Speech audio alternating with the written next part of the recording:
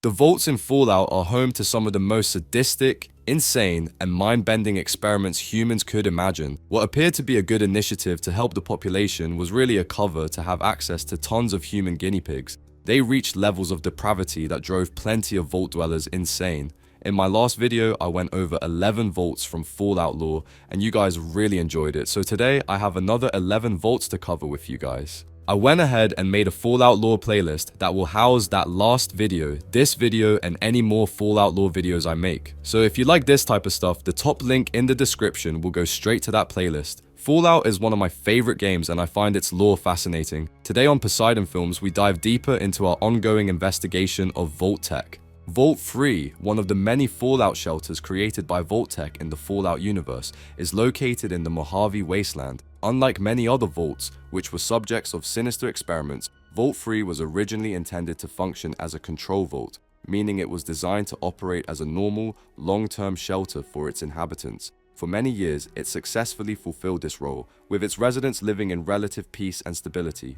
For over a century, the residents of Vault 3 thrived in isolation. Shielded from the horrors of the post-apocalyptic world, the Vault was well equipped with advanced technology and ample supplies, enabling the community to maintain a high standard of living. The inhabitants formed a close-knit society, adhering to a structured routine of education, work, and social activities. The Vault's overseer, along with a council of elected representatives, managed the daily operations and ensured the well-being of everyone inside. In 2274, the residents of Vault 3 made a pivotal decision that would ultimately lead to their downfall. Believing that the outside world had recovered sufficiently from the nuclear devastation, the Vault's leadership decided to open the doors and establish contact with the surface. This decision was made with the hope of trading and re-establishing connections with other survivors, and perhaps even starting anew outside the confines of the vault. Unfortunately, the decision to open the vault doors had catastrophic consequences. The Mojave Wasteland was far from safe,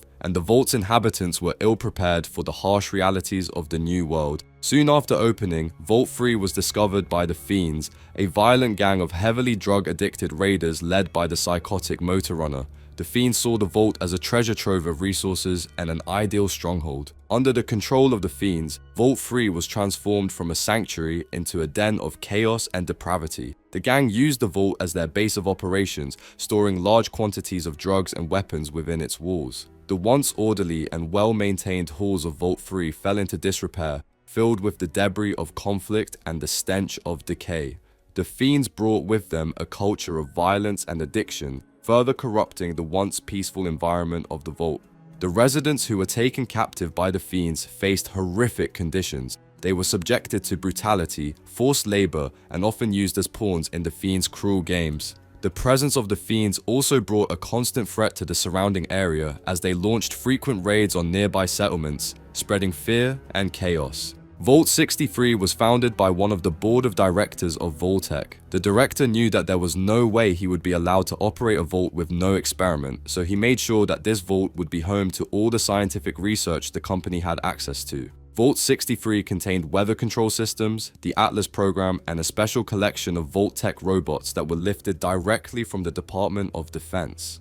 The vault was built in a neighborhood that was already full of current inhabitants. They had to be moved off of the land before construction could begin. To make this happen, the board of directors had to assure that all of these families would have a safe location in the vault once the bombs began to drop. When it came down for the vault doors to close, the man Hugo Stoltz went out of his way to seal out the former inhabitants of the land the vault was on. The vault was not 100% completed when the Great War started, and while they got the vault door closed, it wasn't enough to seal all of the radiation off. The inhabitants were slowly dosed with radiation on a slower level than the surface, but it was still too much for them to be exposed to with absolutely no protection. They slowly began to turn into ghouls and go feral one by one. It became so prolific in the vault that almost every family had at least one member that had made the transition into a ghoul. Things didn't get better for Hugo when it became clear that even his wife Cassidy had begun to show signs of feral behavior. This made him desperate to find a solution, and he ended up discovering that as long as the weather control machine was on, it would prevent Cassidy from becoming even more feral. Knowing he didn't want to lose his wife, Hugo would secretly activate the machine late into the night while most of the vault slept. This put Cassidy into a coma that paused her transition into a ghoul, but it transformed most of the other vault dwellers into feral beings known as the Lost.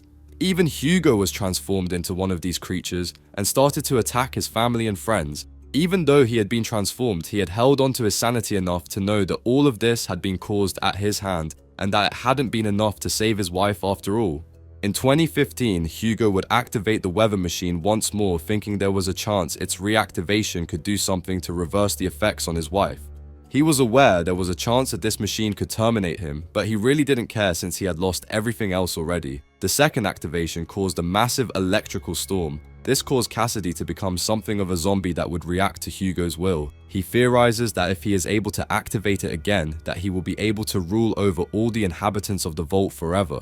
Basically, it is run by a madman who thinks gaining control over all the ghouls is his one way to secure the power back for himself in the wasteland. He thinks the more he activates his weather controller machine, the more creatures he will have the ability to control all those around him. Hugo should have really put a priority on finishing his vault if he knew war was going to be so close and didn't want to spend time in such chaos. Vault 81 is one of the more interesting vaults in the game because it shows how good things could have been. The overseer of this vault actively sabotaged the vault's experiments as he knew it was going to put an end to the society they were building down below.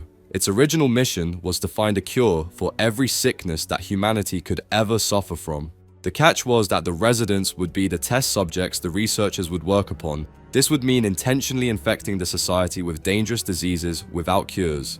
The diseases were going to be released by secret nozzles located in the sleeping quarters of the vault. If for some reason the vault ever had to be emptied, these same nozzles would work as flamethrowers and incinerate anything in the vault to ensure the diseases couldn't escape into the wasteland.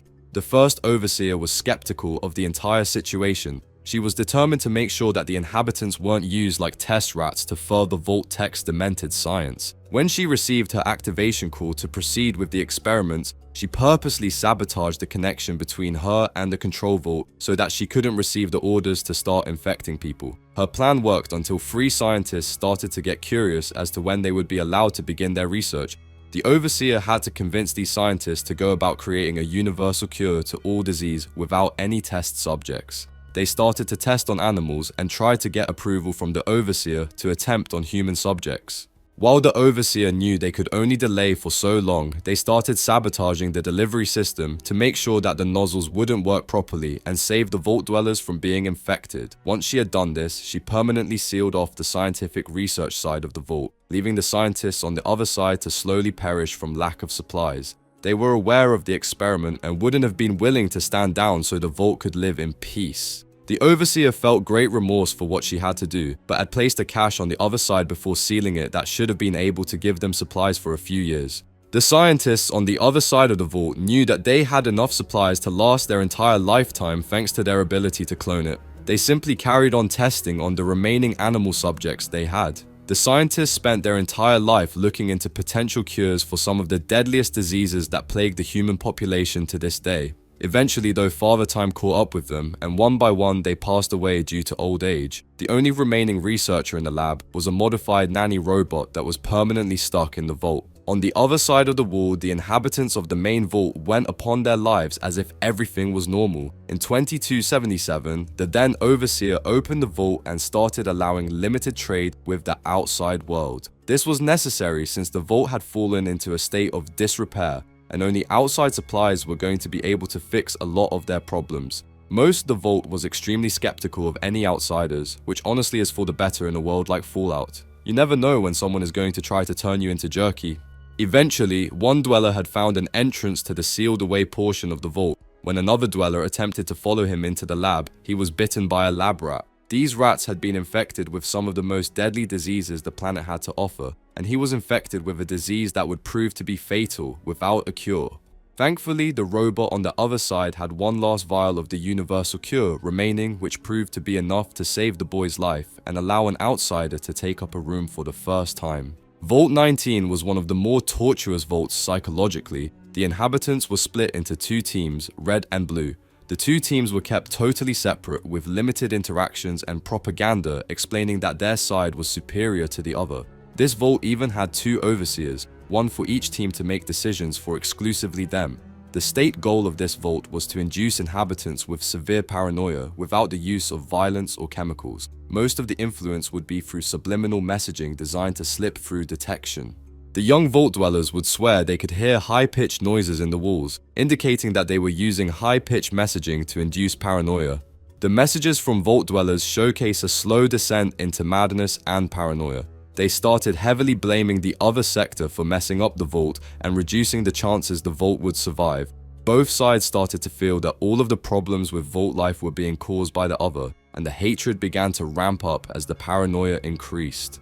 The vault had one doctor who claimed to be neutral on the issue, but soon journal entries began to accuse him of sedating one side in order to make sure the other had an advantage. Whatever they were doing to increase paranoia was certainly working. The people got so paranoid even the draft of air vents would send them into a frenzy of them, believing the entire vault was out to get them. Some even started to have hallucinations of blinking lights at random points throughout the day. Both factions pointed the finger at the other for all of the weird things occurring recently. This ramped up tensions, with neither side ever considering that Vault Tech may have been the true culprit behind these issues. As the experiment carried on, the more aggressive their paranoia became, and soon conflict was breaking out between the sectors. But unlike a classic episode of Red vs. Blue, there wasn't going to be another episode where everyone respawned. More and more attacks would occur between the sides. No one knows exactly when the vault was abandoned, but after much conflict, it was eventually left devoid of all original residents. When a group of convicted convicts found the vault and established it as their base of operations, it was empty, and the only thing left were the journal entries left behind and the signs of violence that had taken place. Being slowly driven to psychosis would be one of the scariest feelings imaginable, especially when combined with the fact that they were living in the apocalypse. Vault 108 had begun construction in 1961, but a work stoppage was put in place in December 2069. It was supposed to house 475 residents for 38 years, and through this period, it would have had no positions officially filled when the doors closed. Instead, the dwellers would have been expected to select their leaders and positions themselves. This was testing if self-selection would lead to a more efficient vault system for operations into the future. On top of this, their power supply had been set up to purposely fail 20 years into the experiment. The scientists were made aware of this and had been set up with a small backup power supply that would power only the lab. To prepare for this power outage, it was being outfitted with 3 times as many defense as a standard vault. They would have a prolonged period where they would need increased defense while they attempted to solve the power supply issue. While construction was cut short, it didn't stop some inhabitants from filing in when the bombs began dropping. The overseer was purposely chosen to be someone who had a genetic predisposition to cancer, and Vault Tech believed this would leave him dead within 3 years of the experiment's launch. The planners hoped that this death would help accelerate their experiment in combination with the power outage. One of the main experiments scientists were researching in the vault involved cloning. One strange experiment was their attempt to clone one man, a resident named Gary, over and over again. This left them with an army of Garys that could carry out most of the duties the vault required. The only problem was that Gary lost his ability to get along with any non-cloned individual after his cloning. He became extremely aggressive to others, and all 53 clones exhibited the same behavior as the test subject. This meant they had an army of super aggressive clones named Gary. The observation rooms were full, and the scientists decided to wait and choose what to do with the clones later. For some reason, they tried to create yet another Gary, and this one attacked the doctor in charge of the procedure and injured him severely.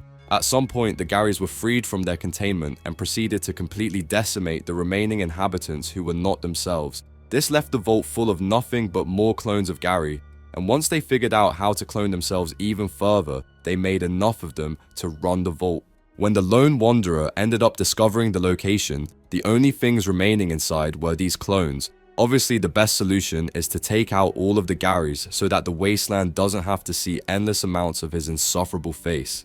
Seriously, out of everyone they could choose to clone 54 times, they picked Gary. Who knows what was going through their mind when they made that choice? Vault 15 is one of the only vaults that had a smooth construction process from start to finish. There was additional work invested to make sure it would be safe from earthquakes considering its location. Since it is located near a fault line, it was considered to be one of the riskier vaults, and as such had extra investment to make sure it would stand up to the potential demands of the post-apocalyptic world.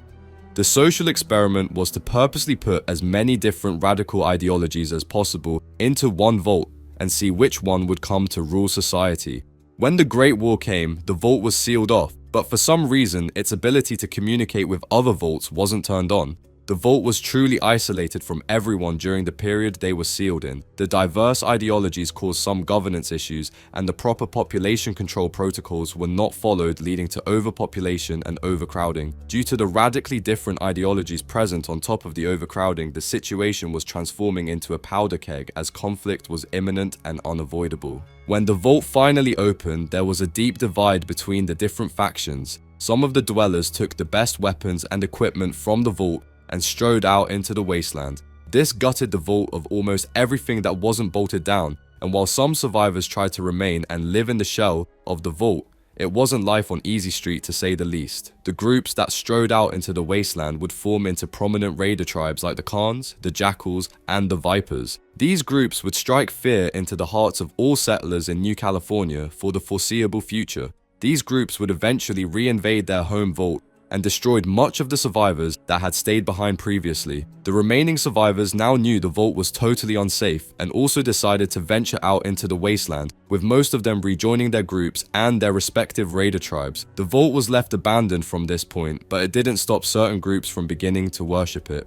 It did have a short period where it served as an NCR outpost, but the location was hard to hold as it was frequently under attack from worshippers, ghouls, raiders, and wastelanders looking for a safe place to sleep. When it was abandoned, it did take on a second life as a settlement for wastelanders, and the wastelanders worked as a convenient cover for the group the New Khans and their underground operations that were headquartered in the remains of Vault 15. Darian would use this vault as his base of operations for his infiltration into the NCR, and would use the proceeds of his raids and crime to provide food and power to all of the inhabitants of the vault. While this may seem generous, most of the inhabitants had a deep fear of them, as he ruled ruthlessly. You would think he'd realize if he was kind to the Wastelanders, they would be willing to take up arms and fight with any invaders. Unfortunately for him, most inhabitants were eager for a better rule. This came to a head when the president of the NCR brokered a deal where the NCR would be able to retrieve parts from the vault in exchange for taking Darian out of commission. They would then provide education and safety services for the inhabitants of the vault in exchange for a small tax. The deal was eagerly accepted by the inhabitants and Darian was dealt with.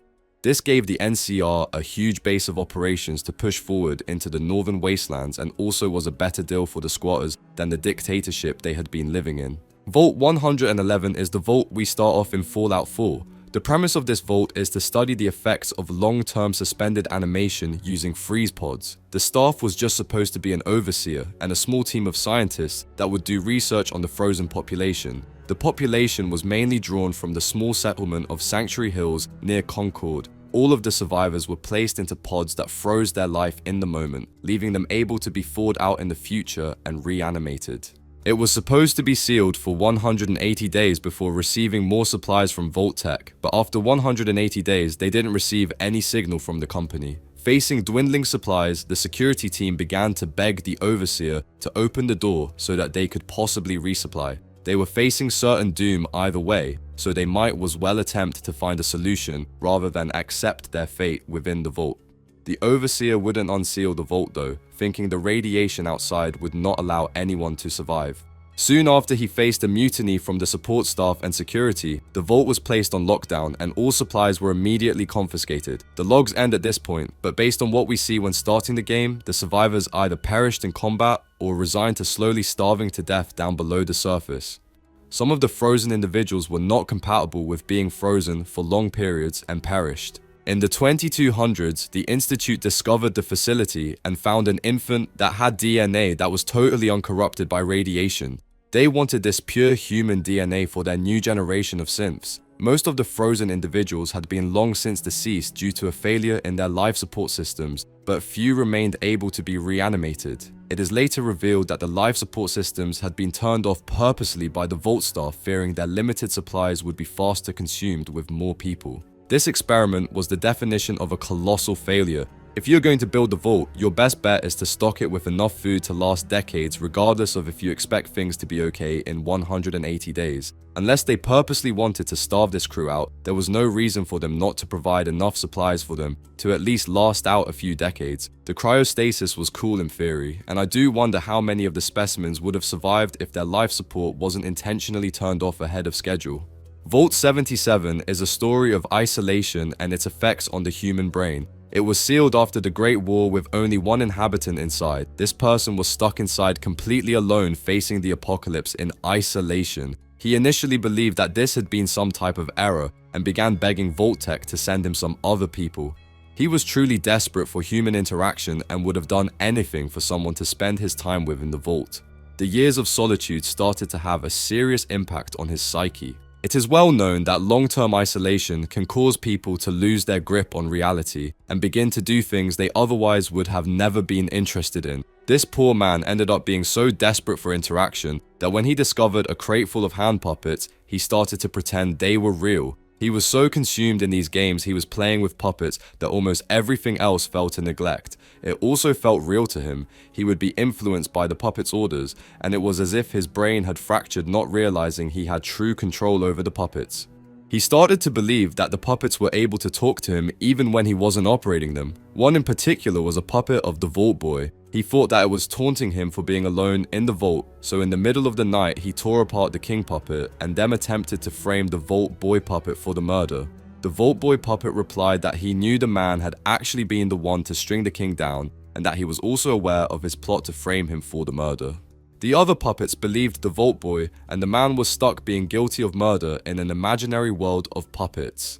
There was a dog puppet that the man had given the character of an enforcer, and he was so struck by fear over what this one puppet would do that he wanted to escape the vault. That's right, he would have rather taken his chances out in the unforgiving wasteland rather than face the wrath of the puppets he completely controlled. At some point after his murder of the King, he fled the vault along with one of his puppets. This left the vault totally empty. The man went on to adventure across the wasteland, but his jumpsuit and holotape, where you can hear the insanity in his voice, can be found in Paradise Falls. The tape is the lone man rambling about how people and strangers with no names don't like the look of the jumpsuit, so he has to get rid of it. He's afraid that if he is found with the suit, he will be injured or worse for having it on. I wonder if he is still out there wandering the wasteland with his puppets in tow. Vault 114 was supposed to house the upper crest of Boston society. Only wealthy businessmen and high-ranking government officials had spaces reserved for them in this space. The advertising made it clear to them that this was an exclusive group and anyone that they were sharing the vault with would be of equal wealth and status on the surface world. The trick came when the living standards provided by the vault were anything but up to the standards they had been sold. Spaces were so crammed that multiple families would have to sleep in studio apartments, literally living on top of one another. The bathrooms were shared spaces where everyone had to bathe communally, and the dining hall left much to be desired in terms of food and amenities. The overseer was purposely chosen to be someone who had absolutely no experience in authority or management roles. They also chose someone who had a strong anti-authority bias to ensure they would not take any advice from the dwellers within the vault.